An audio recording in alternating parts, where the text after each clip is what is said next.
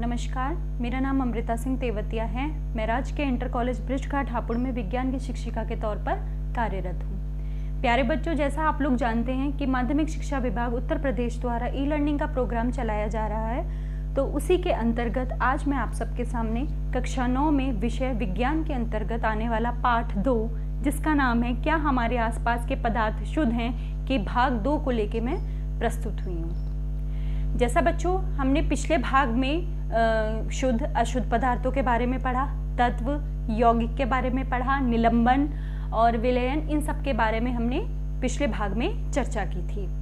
तो अंत में मैंने आपको उसमें कुछ क्वेश्चंस दिए थे, तो आज मैं आप पहले उन क्वेश्चंस को थोड़ा डिस्कस कर लेते हैं कि कौन कौन से क्वेश्चंस थे। पहला था, शुद्ध पदार्थ से आप क्या समझते हैं? तो बच्चों इसका उत्तर है, वे वस्तुएं जिनका दिए गए तापमान पर रंग, रूप, संरचना, स्वाद व स्वभाव समान रहे और उसके हर भाग की संरचना समान हो, यानी उसे सरल भौतिक विधियों द्वारा और सरल पदार्थों में विभाजित न किया जा सके, ऐसे पदार्थों को बच्चों हम शुद्ध पदार्थ कहते हैं। तो इसके माध्यम से आपको इस प्रश्न का उत्तर मिल गया होगा। नेक्स्ट क्वेश्चन देखते हैं। नेक्स्ट क्वेश्चन था, विलयन, निलंबन और कोलाइड एक दूसरे से किस प्रकार भिन्न हैं? तो बच्चों इसको मैंने आपके इस चार्ट के माध्यम से बताना चाहूंगी। सबसे पहला है विलयन, निलंबन और कोलाइड। ठीक है, विलयन क्या होता है? यह एक समागी मिश्रण होता है, जिसमें कि निलंबन क्या होता है? यह एक विषमागी मिश्रण होता है। और कोलाइड क्या है? यह समागी दिखाई देता है परंतु यह विषमागी मिश्रण होता है। ये बेसिक डिफरेंसेस हैं इन तीनों में। और सेकंड पॉइंट है क्या, विलय के कणों का आकार अत्यंत छोटा होता है। ये मतलब इसमें जो कण होते हैं यानी विलयन में बहुत ही छोटे होते हैं और विलय के कणों का आकार बहुत बड़ा होता है। निलंबन में मैंने आपको पिछले भाग में इनकी प्रॉपर्टीज के बारे में भी बताया था। तो इसमें सस्पेंशन में यानी निलंबन में क्या होते हैं, इनके आकार थोड़े बड़े होते हैं जिनको कि हम अपनी आंखों से देख सकते हैं। लेकिन कोलाइड में क्या होता है, इसमें विलयों का आकार जो होता है, कणों का आकार बच्चों, वो बहुत ही छोटा होता है जिसको कि हम अपनी नग्न आंखों के द्वारा नहीं देख सकते। तीसरा पॉइंट है, यह फिल्टर पेपर से गुजर जाता है। फिल्टर पेपर होता है जो आप आगे बड़ी क्लासेस में जाके पढ़ेंगे, उसके और डिटेल में इसे गुजर जाता है। यह फिल्टर पेपर से नहीं गुजरता है और यह फिल्टर पेपर से गुजर जाता है। ये डिफरेंसेस है बेसिक इन तीनों में। चौथा है, यह स्थायी है तथा इसके विलय पृथक नहीं होते, यह स्थायी रहता है। ठीक है, और छानन विधि द्वारा विलय के कणों को पृथक नहीं किया जा सकता। कई तरह की विधियां होती हैं बच्चों, जिसमें हम मिश्रण को या विलयन के अंतर्गत विलय या विलायक को हम अलग करते हैं। तो इनमें से अब इसका चौथा पॉइंट निलंबन में, यह अस्थायी है तथा इसके कण कुछ समय बाद तली पर जमा हो जाते हैं। ठीक है, और इसको छानन विधि के द्वारा भी हम इन कणों को मिश्रण से अलग कर सकते हैं। और कोलाइड के केस में क्या है, यह स्थायी विलयन है जिसमें विलय पृथक नहीं होते, इसलिए छानन विधि द्वारा विलय के कणों को पृथक किया जा सकता है। पांचवा पॉइंट है, इसमें प्रकाश का प्रतिकरण, जो हम आगे इसी स्लाइड में आगे देखेंगे इसी भाग में, कि प्रतिकरण नहीं होता है तथा यह टिंडल प्रभाव उत्पन्न नहीं करते। टिंडल प्रभाव को मैं आपको इसके बारे में चर्चा करूंगी इसी वीडियो में। इसमें दूसरा फिफ्थ निलंबन के अंतर्गत फिफ्थ पॉइंट है, इसमें प्रकाश का प्रतिकरण होता है परंतु यह टिंडल प्रभाव नहीं दर्शाता है। ऐसे ही इसमें क्या है, इसमें प्रकाश का प्रतिकरण होता है तथा यह टिंडल प्रभाव उत्पन्न करता है। ठीक है, तो ये इस प्रश्न का उत्तर है, इसके माध्यम से आप समझ सकते हैं। तीसरा प्रश्न मैंने दिया था आपको, समागी मिश्रण और विषमागी मिश्रण में क्या अंतर है? तो इसको बच्चों समझ लेते हैं। समागी मिश्रण वह मिश्रण जिसमें मिश्रित पदार्थों के अवयव समान रूप से मिले होते हैं, ऐसे मिश्रण क्या कहलाता है? समागी मिश्रण कहलाता है। जैसे नमक का विलयन, ये इसका उदाहरण है। फिर यहाँ पे विषमागी मिश्रण वह मिश्रण जिसमें मिश्रित पदार्थों के अवयव समान रूप से नहीं मिले होते हैं, ऐसे मिश्रण को हम क्या कहते हैं बच्चों? समागी मिश्रण, विषमागी मिश्रण कहते हैं। इसका उदाहरण है बालू और चीनी का मिश्रण। ठीक है, तो ये तीसरा प्रश्न था, ये इसका उत्तर है। चौथा प्रश्न था मैंने दिया था, ये एक्टिविटी बेस्ड था। अपने आसपास की वस्तुओं को शुद्ध पदार्थों या मिश्रण से अलग करने का प्रयत्न करें। तो बच्चों ये तो एक्टिविटी था, इन चीज़ों को तो आप अपने घर में देखते हैं, चारों तरफ अपने देखते हैं। तो इसका मैं बता देती हूँ उत्तर। ऑक्सीजन आप जानते हैं, कॉपर, सोना आदि क्या है, शुद्ध पदार्थ हैं। और तथा वायु, शरबत हम बनाते हैं, या पीतल आदि ये क्या है, ये मिश्रण है। तो ऐसे ही कई और उदाहरण हैं जो आप जिसमें आप शुद्ध पदार्थ और मिश्रण को आप अलग कर सकते हैं। ठीक है बच्चों, अब हम यहाँ से शुरू करेंगे। मैंने जो लास्ट एंड किया था वह मैंने कोलाइड के उसमें एंड किया था। अब हम पढ़ेंगे कोलाइडल विलयन क्या है। इसको मैं दोबारा यहाँ से लेके चलना चाहूँगी। कोलाइडल कणों के छोटे आकार के कारण हम इन्हें आंखों से नहीं देख पाते हैं, लेकिन ये कण प्रकाश की किरण को आसानी से फैला देते हैं। मैंने पिछले वीडियो में बताया भी था इनकी प्रॉपर्टी कि हम इनको नग्न आंखों से नहीं देख सकते, इनका आकार बहुत ही छोटा होता है। और ये कौन से मिश्रण होते हैं बच्चों, ये विषमागी मिश्रण होता है। ठीक है, अब यहाँ पे मैं चीज क्लियर करना चाहूंगी कि प्रकाश की किरणों को कैसे फैलाते हैं, किस वजह से। देखिए, इस प्रकार प्रकाश की किरण का फैलाना टिंडल प्रभाव कहलाता है। टिंडल नामक वैज्ञानिक ने इसकी खोज की थी। इसको हम टिंडल इफेक्ट क्यों कहते हैं, क्योंकि इसकी खोज एक टिंडल नाम के वैज्ञानिक थे, उन्होंने इसकी खोज की थी। ये क्या बताते हैं कि आपने इसका उदाहरण एक ये देख सकते हैं, एक कमरे में छोटे छिद्र के द्वारा, आपने देखा होगा एक कमरा है, उसमें आप देखेंगे एक पूरा कमरा बंद है, बस आप उसमें क्या करें, छोटा सा छेद कर दें, या कोई विंडो हो, खिड़की हो, उसमें से जो रोशनी आती है तो हमें क्या दिखाई देते हैं, उसमें हमें छोटे छोटे कण दिखाई देते हैं, पार्टिकल्स दिखाई देते, डस्ट पार्टिकल्स होते हैं। ठीक है, तो उसी को ये एक अच्छा उदाहरण है किसका, टिंडल इफेक्ट का। एक कमरे में छोटे छिद्र के द्वारा जब प्रकाश की किरण आती है, जब उसमें से प्रकाश की किरण आती है बच्चों, तब वहां पर हम इस प्रभाव को हम देख सकते हैं। यह कमरे में मौजूद धूल और कार्बन के कणों के द्वारा प्रकाश के फैलने के कारण होता है। तो जो हमें धूल के और कार्बन के जो उसमें कण दिखाई देते हैं, वे किसके वजह से दिखाई देते हैं, जो प्रकाश की किरण आती है, जो उन पार्टिकल्स पर जो प्रकाश की किरण पड़ती है, उसी वो क्या करती है, फिर फैलती है। ये कण जो है कोलाइड होते हैं, वे उसको क्या करते हैं, फैला देते हैं। इसी वजह से हमें धूल के कण और जो है वो आसानी से दिखाई पड़ते हैं। तो ये था यहाँ पे क्या, टिंडल इफेक्ट। अब टिंडल इफेक्ट को हम एक इस डायग्राम के माध्यम से भी समझ सकते हैं। जैसे ये टॉर्च है या लेजर, इसमें से एक लेजर बीम निकली, लाइट निकली, ये क्या है, प्योर वाटर, मतलब लाइट बीम नॉट विजिबल। इसमें हमें जो प्योर चीज होगी, यानी जो शुद्ध पदार्थ होंगे, उसमें हमें इस टिंडल इफेक्ट का प्रभाव कभी दिखाई नहीं देगा। प्रभाव नहीं दिखाई देगा, क्या क्या मतलब है कि वे लाइट को क्या नहीं करेंगे, फैलाएंगे नहीं। ठीक है, प्योर है। अब लेकिन जब कोलाइडल सॉल्यूशन यानी कोलाइडल विलयन लेते हैं बच्चों, तो उसमें क्या करते हैं, जब हम इस लेजर बीम को इसमें पास करते हैं, तो ये क्या करता है, लाइट को क्या करता है, प्रकाश को फैला देता है। वह इसलिए फैलाता है क्योंकि ये क्या होता है बच्चों, मिश्रण होता है। ठीक है, ये दो या दो से अधिक पदार्थों का मिश्रण होता है, तो इसलिए इसमें क्या होते हैं, छोटे छोटे पार्टिकल्स होते हैं, जिसकी वजह से इसमें तो क्या है, ये लाइट को नहीं फैला पाता है प्योर चीज, लेकिन जो कोलाइडल सॉल्यूशन होता है यह इसको फैला पाता है। तो बच्चों यहाँ पे हमने ये देखा कि किस प्रकार से प्योर वाटर या प्योर पदार्थ जो होते हैं या शुद्ध पदार्थ होते हैं, वे इस टिंडल इफेक्ट को नहीं दर्शाते हैं, परंतु जो कोलाइडल सॉल्यूशन यानी कौन से कोलाइडल विलयन होते हैं, वे इस प्रॉपर्टी को शो करते हैं। तो यहाँ पे ये चीज क्लियर हो गई। ठीक है बच्चों, अब हम आगे देखते हैं। नेक्स्ट स्लाइड है, एक और इसका एग्जाम्पल है टिंडल इफेक्ट का, जो मैं यहाँ बताना चाहूंगी। जब एक घने जंगल में आच्छादन से सूर्य की किरण गुजरती है, वहां पर हम टिंडल प्रभाव को देख सकते हैं। जंगल के कोहरे में छोटे छोटे जल के कण होते हैं, जो कि कोलाइडल कणों की समान व्यवहार करते हैं। आपने देखा होगा कि जंगल में, जैसे आपने कई बार पिक्चर्स वगैरह में देखा होगा कि इस तरह से रोशनी आती हुई, तो इसमें इस केस में हम क्या देख पाते हैं, टिंडल इफेक्ट को हम देख पाते हैं। जंगल के उसमें जैसे बहुत घने जंगल होते हैं, तो उसमें हमें एक रोशनी आती हुई जब दिखाई देती है, सूर्य की प्रकाश की किरणें आती हुई दिखाई देती हैं, तो उसमें हम इस चीज को, टिंडल इफेक्ट को हम देख पाते हैं। ठीक है बच्चों, आगे चलें। अब ये कुछ है कोलाइडल विलयनों के प्रकार, जो मैंने आपको पहले डिस्कस किए थे। अभी उसी के कुछ एग्जाम्पल्स हैं, मैं यहाँ पे बताना चाहूँगी। जैसे आप परीक्षित प्रारंभ ठोस है और इसका माध्यम क्या है, ठोस, तो ये ठोस विलयन ही रहा, यानी क्या वो कोलाइडल विलयन का प्रकार क्या रहा, ठोस ही रहा। तो उसका उदाहरण है रंगीन रत्न। ठीक है, अब नेक्स्ट है क्या बच्चों, ठोस से द्रव्य, ये विलय का, इसका आप पेंट देख, जैसे पेंट होता है, ठीक है, स्वर्ण विलयन होता है, स्टार्च विलयन, ये इस प्रकार के इसके उदाहरण हैं।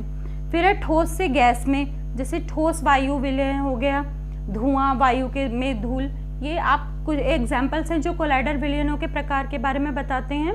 तो आप इनको पढ़ के आप आगे समझ सकते हैं। जैसे कई बार इनसे रिलेटेड प्रश्न भी पूछे जाते हैं, तो ये चार्ट है जिसको आप अच्छे से समझ के कर सकते हैं। नेक्स्ट है बच्चों मिश्रण के घटकों का पृथक्करण। पृथक्करण क्या होता है, मतलब उसको अलग करना, कैसे आप जो मिश्रण है उसको आप किस प्रकार से अलग करेंगे। हम देखते हैं कि कई प्रकार के मिश्रण हो, मैंने आपको बताया भी है, कोलाइडल है या निलंबन, इस तरह के जो मिश्रण होते हैं उनको हम कैसे अलग करेंगे। ठीक है, तो मिश्रण के घटकों को पृथक करने के लिए विभिन्न प्रकार की विधियां प्रयोग में लाई जाती हैं। इनको यानी मिश्रण को अलग करने के लिए हम कई प्रकार की विधि का इस्तेमाल करते हैं जो आपकी एनसीईआरटी की बुक में दी हुई हैं। विषमागी मिश्रण को साधारण भौतिक क्रिया द्वारा पृथक किया जा सकता है, जैसे हाथ से चुनकर। जो विषमागी मिश्रण, समागी मिश्रण तो आप जानते हैं सिर्फ एक ही प्रकार के पदार्थ के बने हुए होते हैं, यानी उनमें कण क्या होते हैं, एक ही प्रकार के होते हैं। लेकिन विषमागी मिश्रण में क्या होते हैं, दो या दो से अधिक पदार्थों से मिलकर बने हुए होते हैं। तो इसका एक जो भौतिक है, मतलब फिजिकली जो हम काम कर सकते हैं, जैसे हाथ से चुनकर किसी चीज को अलग करना। जैसे एक एग्जाम्पल है, दाल होती है, हम उसको क्या करते हैं, साफ करते हैं, तो अगर उसमें कुछ कंकड़ होता है तो हम उसे हाथ से चुनकर फेंक देते हैं। तो ये भी क्या हो गया, किसका उदाहरण हो गया, विषमागी मिश्रण। यानी वो मिश्रण है, कई दालों का मिश्रण है या जो भी है, एक उदाहरण मैं आपको जैसे बता रही हूँ। तो इस तरह से हम इनको पृथक कर सकते हैं, अलग कर सकते हैं। अब यहाँ देखिए, कभी कभी मिश्रण के घटकों को पृथक करने के लिए विशेष तकनीकों को प्रयोग में लाया जाता है, क्योंकि कई प्रकार मिश्रण इतने घुले हुए होते कि हम उनको आसानी से फिजिकली या ऐसे हम उसको अलग नहीं कर सकते। तो उसी में कई कुछ विधियां हम इस्तेमाल करते हैं इन मिश्रणों को अलग करने के लिए। तो बच्चों उसमें सबसे पहला क्या है, वाष्पीकरण विधि। वाष्पीकरण विधि क्या होती है, जैसे मैं एक उदाहरण लेती हूँ, डाई ले ली हमने, इंक होती है, इंक किसकी बनी हुई थी, डाई और पानी का मिश्रण होता है। तो अब हम उसमें कैसे बताएंगे कि हम उसमें विलायक और विलय को कैसे अलग करेंगे। तो उसमें हम किस मेथड का यूज करते हैं, वाष्पीकरण विधि का, इस टेक्निक का यूज करते हैं। इसमें हम क्या करते हैं बच्चों, हमने वो इंक ली, ठीक है, उसको हमने क्या किया, हमने उसको वाष्पीकृत किया। हम क्या करेंगे, बीकर लेंगे, उसके अंदर पानी, उसके ऊपर एक फ्लास्क लेंगे और उसमें हम उस इंक को डाल देंगे। फिर हम उसको पानी को क्या करेंगे, बॉईल करेंगे, उबालेंगे। तो जब हम उसको उबालेंगे तो वो क्या होगी, जो इंक है वो भी, उसमें भी एक्टिविटी होगी, वो भी गर्म होगी। तो जब वो गर्म होगी तो क्या पानी तो है वो वाष्पित हो जाएगा और जो बचेगी हमारे पास क्या होगी, वो डाई। तो यानी हमने उस मिश्रण को क्या किया, किसके माध्यम से अलग किया, वाष्पीकरण विधि के माध्यम से इसको हमने अलग किया। ठीक है, और इसका और एक उदाहरण हम, और जैसे हम चीनी और पानी का घोल होता है, उसमें हम अब कैसे अलग करेंगे चीनी को, तो हम क्या करते हैं, उसको वाष्पीकृत करके पानी तो निकल उड़ जाता है और क्या रह जाती है हमारे पास, चीनी या नमक, इस प्रकार से। दूसरा है बच्चों अपकेंद्रण विधि। अपकेंद्रण विधि बच्चों वह विधि होती है, इसमें हम क्या करते हैं, जैसे आपने देखा होगा दूध, हम जैसे बाजार से मार्केट से दूध लाते हैं तो हम बोलते हैं कि टोन्ड मिल्क दे दो, टोन्ड मिल्क दे दो या वैसा दे दो, नॉर्मल मिल्क या सपरेटा का दूध, इस तरह का हम लेते हैं। तो वह क्या होता है, वो जो दूध के जो अलग अलग वैरायटी हैं वे किसके अकॉर्डिंग विभाजित होती है, फैट, उसमें वसा के हिसाब से उसको हम अलग करते, पृथक करते हैं। तो इसमें अपकेंद्रण विधि में हम क्या करते हैं बच्चों, इसमें क्या होता है, एक मशीन होती है, मशीन ली जाती है, उसमें जो दूध है उसको डाला जाता है। एक एग्जाम्पल दूध लेके मैं आपको दूध का उदाहरण लेके यहाँ समझा रही हूँ। फिर उसको हम क्या करते हैं, बहुत तेजी से घुमाया जाता है। तो जो हम उसको बहुत तेजी से घुमाते हैं तो जो हल्के कण होते हैं वे तो क्या हो जाते हैं, ऊपर रह जाते हैं और भारी कण नीचे हो जाते हैं। तो क्यों इस विधि का इस्तेमाल इसलिए होता है, क्योंकि कई बार कण इतने छोटे होते हैं कि हम उनको हाथ से या वैसे नहीं पृथक कर सकते। तो इसलिए हमें किस विधि का, अपकेंद्रण विधि, और इसको हम इंग्लिश में बोलते हैं सेंट्रीफ्यूगेशन मेथड का यूज किया जाता है। और इस तरह की तकनीक का इस्तेमाल, जैसे हमारी जो प्रयोगशालाएं होती हैं है ना, यहाँ पे रक्त का अगर टेस्ट वगैरह कर रहा है तो उसमें इसका इस्तेमाल होता है। या आप अपने घर में ही देख सकते हैं, जब हम दूध से मलाई से जो घी निकालते हैं उसमें भी इसी मेथड का हम मिक्सी में डालते हैं और उसको चलाते हैं, तो वो भी क्या एक सेंट्रिफिकेशन यानी अपकेंद्रण विधि ही है। और इसका एक और उदाहरण क्या है, वॉशिंग मशीन। जब कपड़े धुलते हैं तो जो कपड़े सुखाने के लिए मशीन जो चलती है तेज से, वह भी किसका उदाहरण है, अपकेंद्रण विधि का उदाहरण है।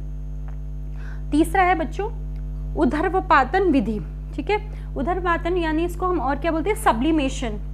इसमें क्या होता है, जैसे आपने नमक और कपूर लिया, वो मिश्रण है, तो अब आप दोनों का सेम कलर है, दोनों सफ़ेद रंग के होते हैं, तो अब हम उसको कैसे पता करेंगे कि ये इसमें नमक कहाँ है और वो कपूर कहाँ है। तो इसको हम क्या करते हैं बच्चों, इसमें हम उसको गर्म करते, कपूर को और नमक को दोनों को हमने गर्म किया, तो जो कपूर होता है बच्चों वह तो उड़ जाता है, गर्म होके क्या होता है, उड़ जाता है, जैसे आपने देखा ही होगा। लेकिन नमक होता है वह नहीं उड़ता, वह हमें एज प्राप्त हो जाता है, और जो कपूर होता है वह उड़ जाता है। तो इस मेथड से उससे हमें पता चल जाता है क्या, ये नमक था और जो उड़ गया वह क्या था, कपूर। नेक्स्ट है हमारा क्रोमेटोग्राफी विधि। ये भी विधि एक आजकल यूज़ की जाती है, और इसकी आजकल कई कई टेक्निक्स आ गई हैं, इसको क्रोमेटोग्राफी को आगे डेवलप हुई हैं इसमें। तो जो क्रोमेटोग्राफी विधि में क्या होता है बच्चों, एक क्रोमेटोग्राफिक पेपर होता है, उसको लिया जाता है। अब जैसे मैं उदाहरण लेती हूँ, डाई। जो डाई होती है वह कोई एक कलर से नहीं बनी होती, वह कई रंगों का क्या होती है, मिश्रण होती है। तो अब मैं कैसे उसको विभाजित करूंगी कि इसमें कौन कौन से रंगों का मिश्रण है। तो उसके लिए क्या करते हैं, हम क्रोमेटोग्राफिक पेपर लेते हैं, और जो इंक, जो डाई हमने ली, उसको हम क्या करते हैं, एक 3 सेंटीमीटर की दूरी पर हम क्या रखते हैं, एक लाइन खींचते हैं, और उसके ऊपर उसकी एक ड्रॉप हम रख देते हैं। उसके बाद हम उसको पानी में स्टैंड के माध्यम से उसको पानी में डुबोते हैं। उसके जो 3 सेंटीमीटर नीचे का भाग होता है, सिर्फ उसी को हम पानी में डुबो देते हैं। उसके बाद हम थोड़ी देर बाद क्या देखते हैं, पानी जो है यानी विलायक जो है वह जब ऊपर की तरफ बढ़ता है, तो वह क्या करता है, अपने साथ जो डाई होती है उसको भी क्या करता है, ऊपर की ओर ले जाता है। तो जब पानी के साथ, जल के साथ वह ऊपर की ओर जाती है, तो क्या होता है, हर रंग जो है वो पृथक हो जाता है, अलग अलग डिफ्रेंशिएट हो जाता है। तो हम आसानी से बता सकते हैं कि ये डाई किन किन रंगों का मिश्रण है। ठीक है बच्चों, अब हम आगे चलते हैं। ये था जो डायग्राम मैंने इसमें लिए, जैसे जो मैंने आपको बताया था सेंट्रिफिकेशन मेथड। ये इस तरह की मशीन होती है, तो उसमें दूध को डाल के घुमा के, और उस तरह से हमें जो हल्के पदार्थ होते हैं वह नीचे रह जाते हैं और ऊपर हो जाते हैं, और भारी पदार्थ नीचे वो हमें मिल जाता है।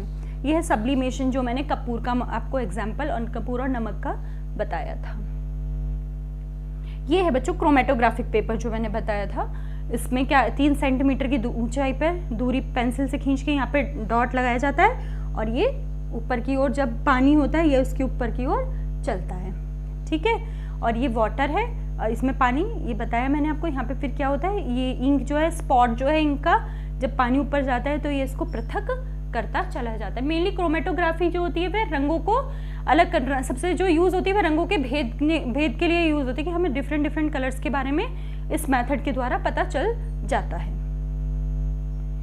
एक और मेथड होता है क्रिस्टलीकरण विधि, ये भी आपके एनसीईआरटी में है। इसका प्रयोग ठोस पदार्थों को शुद्ध करने में किया जाता है। जो ठोस पदार्थ होते हैं उसको हम शुद्ध करने में किसका प्रयोग करते हैं, क्रिस्टलीकरण का प्रयोग करते हैं। इसके उदाहरण के लिए जो हमने समुद्र के जल में नमक होता है, तो उसको किसके माध्यम से अलग किया जाता है, समुद्र के जल से, इस क्रिस्टलीकरण विधि के द्वारा ही अलग किया जाता है। उसमें बहुत सी अशुद्धियां हो सकती हैं, क्योंकि जो समुद्र का जल होता है उसमें नमक तो होता ही है, साथ में उसमें क्या हो सकता है, कई अशुद्धियां भी हो सकती हैं। तो इन अशुद्धियों को दूर करने के लिए क्रिस्टलीकरण विधि का उपयोग किया जाता है। क्रिस्टलीकरण वह विधि है जिसके द्वारा क्रिस्टल के रूप में शुद्ध ठोस को विलय के पृथक किया जाता है। कैसे किया जाता है, वह विधि है जिसमें द्वारा क्रिस्टल के रूप में, जो हमें जो मतलब छोटे छोटे कण के रूप में हमें वो चीज प्राप्त होती है। ये एग्जांपल आप देख सकते हैं, जैसे हमने ये लिया कॉपर सल्फेट सॉल्यूशन लिया है, हमने इसको बॉईल किया, पानी इसमें है, हम इसको पानी लिया है, हमने इसको बॉईल किया। ठीक है, तो क्या होगा, थोड़ी देर में क्रिस्टल के फॉर्म में ये तो उड़ जाएगा, जो इसमें वाटर है वो तो सब क्या होता है, वो उड़ जाता है, और सिर्फ हमें कॉपर सल्फेट क्रिस्टल के रूप में मिल जाता है। ठीक है बच्चों, आगे यानी वेपर्स के फॉर्म में बन गया, तो वह गैस में परिवर्तित हो गया। तो उसने अपने आप को क्या कर लिया, परिवर्तित कर लिया, उसने चेंज कर लिया। अब जैसे जलकर लकड़ी का राख बन जाना। लकड़ी होती है, जब हम उसको, पहले लकड़ी क्या है, सॉलिड फॉर्म में, ठोस उसमें, और फिर जब वो जल जाती है तो किस में बन जाती है, फिर राख में बन गई। तो वह हमें क्या हो गया, उसकी प्रॉपर्टी चेंज हो गई। ठीक है। अब जैसे बरसात में लोहे पर जंग लगकर भूरा होना। आप सब देखते ही हैं कि जैसे कि जब जंग लग जाता है, कैसे लगता है लोहे में जंग, बारिश हो रही है तो उसमें जंग लग गया, तो वह भी क्या हो गया, चेंज हो गया। कौन सा चेंज, रासायनिक है या भौतिक परिवर्तन है, वो उसमें होता है। यानी हर एक पदार्थ में क्या होते हैं, कई प्रकार के चेंजेस बच्चों होते हैं। फिर अब पानी का जमकर बर्फ बन जाना। पहले पानी किस उसमें फॉर्म में था, लिक्विड में, द्रव में था, और जब वह बर्फ बन गई तो वह क्या बन गया, किसमें, सॉलिड फॉर्म में बन गया। ठीक है। तो ये कुछ फिजिकल और केमिकल चेंजेस है। इसी की प्रॉपर्टीज हम इस चार्ट के माध्यम से मैं बताना चाहूँगी, फिजिकल चेंजेस और केमिकल चेंज। अब देखिए जैसे ये पेंसिल है, अभी ये इस तरह से थी, मैंने इसको तोड़ दिया तो ये क्या, रही तो पेंसिल ही, लेकिन इसका क्या हो गया, पहले ये पूरी बड़ी थी, साबुत थी, लेकिन जब मैंने इसको तोड़ दिया तो 2 टुकड़ों में तो ये विभाजित हो गई। ऐसी बटर है, इसको हमने यूज़ किया, लिक्विड, बटर सॉलिड में था, फिर ये लिक्विड में बन गया, है ना। और जैसे बर्फ है, बर्फ पिघल के पानी में, तो ये तो हो गए बच्चों फिजिकल चेंजेस। यानी objects remain but may in the different state, मतलब ऑब्जेक्ट तो सेम रहता है, यानी जो हमारे पास जो पदार्थ है जो भी, वह तो सेम रहेगा, लेकिन उसकी स्टेट यानी उसके परिवर्तित हो गई, यानी वह या तो सॉलिड में हो गई, या लिक्विड में हो गई, या गैस में परिवर्तन हो गया। अब यहाँ केमिकल चेंजेस में जैसे लकड़ी थी, इसको हमने जलाया तो ऐश में, मतलब किसमें, राख में परिवर्तित हो गई। तो यहाँ तो इसका केमिकल चेंज बिल्कुल बदल ही गई। अब जैसे हमने एक बाउल, इसमें हमने केक बनाना है, तो हमने फ्लोर भी लिया, नमक भी लिया, शुगर भी, सब चीज़ लेते हैं हम इसमें केक को बनाने के लिए। तो पहले तो ये इस फॉर्म में था, लेकिन जब वो केमिकली रिएक्ट हुए तो हमें कैसा मिल गया, इस तरह का। तो ये भी पूरी केमिकली चेंज हो गया। अब एग है, पहले वो साबुत था, फिर हमने उसको ऑमलेट बनाया तो वो चेंज हो गया। तो ये क्या हो गया बच्चों, फिजिकल और केमिकल चेंजेस। अब यहाँ पे भौतिक परिवर्तन को पहले लूंगी। ऐसे गुण जिनका हम अवलोकन एवं वर्णन कर सकते हैं, जैसे कि रंग, कठोरता, दृढ़ता, बहाव, घनत्व आदि को भौतिक गुण कहते हैं। ठीक है। यानी पदार्थों की अवस्था परिवर्तन एक भौतिक परिवर्तन, मतलब अवस्था तो सेम रहती है। जैसे पानी है, जैसे मैं पानी का उदाहरण लूंगी, चाहे वो जैसे पहले लिक्विड फॉर्म में द्रव्य पानी, फिर अगर वह उसमें चेंज, अगर हमने उसको जमा दिया तो वह ठोस बन गया, लेकिन रहा तो वह पानी ही, और जब हमने उसको गर्म किया तो चाहे वह वाष्पित हो गया, उड़ गया, वेपर फॉर्म में चला गया, लेकिन रहा तो कण तो उसमें किसके रहे, वाटर के ही रहे। तो यानी ये क्या हो गया, भौतिक परिवर्तन हुआ, भले उसकी अवस्था बदल गई। ठीक है। भौतिक परिवर्तन में पदार्थों के संगठन में कोई परिवर्तन नहीं आता है, साथ ही पदार्थों की रासायनिक प्रकृति में भी कोई परिवर्तन नहीं होता है। जैसे एग्जाम्पल, सॉलिड में बर्फ है, तो ये बर्फ तो भी पानी है, तो पानी के कण ही रहेंगे। लिक्विड में हो गई तब भी पानी के कण रहेंगे, और जब अगर गैस में हो गई तब भी इसमें किसके कण रहेंगे बच्चों, पानी के कण ही इसमें हमें दिखाई देंगे। तो ये होता है भौतिक परिवर्तन। अब रासायनिक परिवर्तन, जलना, किसी चीज का जलना क्या है, एक रासायनिक परिवर्तन है। जैसे मैंने बताया, कागज का टुकड़ा लिया, ठीक है, उसमें हमने आग लगा दी, तो पहले तो वह क्या था, कागज था, लेकिन जब उसमें क्या परिवर्तन हो गया, राख बन गया। तो वह उसने अपने आप को बिल्कुल प्रॉपर्टी उसकी क्या, केमिकल चेंज हो गया, बिल्कुल बदल गया। हमें अब जैसे पहली अवस्था थी वैसे में वह नहीं दिखाई दे रहा। रासायनिक परिवर्तन में पदार्थों के संगठन में परिवर्तन होता है तथा हम नया पदार्थ पाते हैं। ठीक है। और इसमें पदार्थों की रासायनिक प्रकृति में परिवर्तन होता है। रासायनिक परिवर्तन जैसे आप देख लीजिए, कागज है, पहले सिंपल कागज था, फिर जब हमने इसमें आग लगा दी तो वो ऐश में बदल गया, यानी राख में बदल गया। तो ये इस तरह का रासायनिक परिवर्तन के कुछ उदाहरण हैं।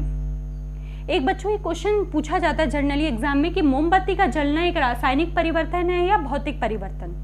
तो यहाँ मैं बताना चाहूंगी कि मोमबत्ती का जलना भौतिक परिवर्तन भी है और रासायनिक परिवर्तन भी है। अब जैसे मोम जलकर ऊष्मा, प्रकाश और कार्बन डाइऑक्साइड देती है, जब जलती है तो हमें प्रकाश मिलता है, ऊष्मा गर्मी देती है।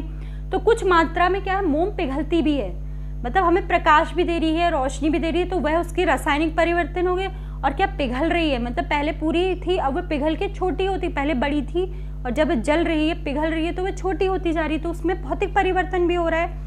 तो यहाँ पे इस क्वेश्चन अगर ये कभी पूछा जाता है तो हमें इसमें जवाब ये देना है कि मोमबत्ती का जलना एक रासायनिक और भौतिक परिवर्तन, दोनों प्रकार के परिवर्तन इसमें होते हैं। और मोम के जलने की प्रक्रिया में भौतिक और रासायनिक परिवर्तन, दोनों परिवर्तन देखे जाते हैं। अब बच्चों हम एक उदाहरण है जो सांद्रता के बेस पे, जो मैंने पिछली वीडियो में आपको बताया था कि सांद्रता के है कैसे निकालेंगे किसी भी घटक के विलयन की। एक विलयन के 320 ग्राम विलायक जल में 40 ग्राम साधारण नमक विलेय है। विलयन की सांद्रता का परिकलन करें, कैसे निकालेंगे आप?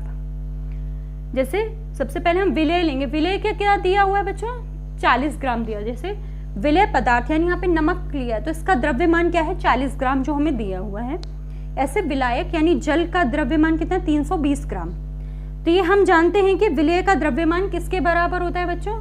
विलयन का द्रव्यमान किसके बराबर होता है? विलेय का द्रव्यमान प्लस विलायक का द्रव्यमान, जो कि हमें दिया हुआ है। 40 प्लस 320 ग्राम किया तो ये कितना हो गया? 360 ग्राम हो गया। ठीक है, अब हमें क्या निकालना है? इसकी सांद्रता। तो इसको हम विलेय का द्रव्यमान प्रतिशत किसके बराबर होगा बच्चों? विलेय पदार्थ का द्रव्यमान डिवाइड भाग देंगे किसको? विलयन का द्रव्यमान इंटू 100 करेंगे। तो हमें ये पता था विलेय पदार्थ का द्रव्यमान हमें पता है कितना? 40, और क्या बोलते हैं विलयन का द्रव्यमान हमने यहाँ से निकाल लिया 360। ठीक है, और इसको हमने 100 से गुणा किया तो हमारे पास क्या है? 11.1% इसका क्या है? सांद्रता। यानी इसमें जो विलयन है इसमें कितनी सांद्रता है? 11.1% है। नेक्स्ट उदाहरण और आखिरी उदाहरण में ले रही हूं यहाँ पे। एक संतृप्त विलयन बनाने के लिए 36 ग्राम सोडियम क्लोराइड को 100 ग्राम जल में 293 केल्विन पर घोला जाता है। इस तापमान पर घोला जाता है। इस तापमान पर इसकी सांद्रता प्राप्त करें। ठीक है, तो इसमें क्या करेंगे? मैंने दिया हुआ 36 ग्राम, ये हो गया विलेय यानी सोडियम क्लोराइड का द्रव्यमान यहाँ 36, विलायक जल का 100 ग्राम, और विलयन का द्रव्यमान वो मैंने आपको जैसे पिछले विलेय का द्रव्यमान प्लस विलायक का द्रव्यमान, तो 36 प्लस 100 किया बच्चों तो 136 ग्राम आया यहाँ पे। तो हम इसकी सांद्रता कैसे निकालेंगे? विलेय का द्रव्यमान भाग देंगे विलायक का द्रव्यमान इंटू 100। तो 36 हमारे पास विलेय का द्रव्यमान है और 136 हमने विलयन का द्रव्यमान यहाँ निकाला, उसको 100 से गुणा किया तो इसकी सांद्रता यहाँ क्या है? 26.5%। तो प्यारे बच्चों, इस तरह के क्वेश्चंस आपके एनसीईआरटी की बुक में दिए हुए हैं, तो आप उनको करिएगा, कोशिश करिएगा उनको हल करने की। तो इस वीडियो में मैंने यहाँ पे ये 2 चैप्टर जो है क्या हमारे आसपास के पदार्थ शुद्ध हैं को पूरा किया है। तो अब अंत में बस मैं यही कहना चाहूँगी कि आपको ये दोनों वीडियोज़ में भाग 1 में और भाग 2 में इसको समझ आया होगा और आगे आप कोशिश करिएगा। धन्यवाद।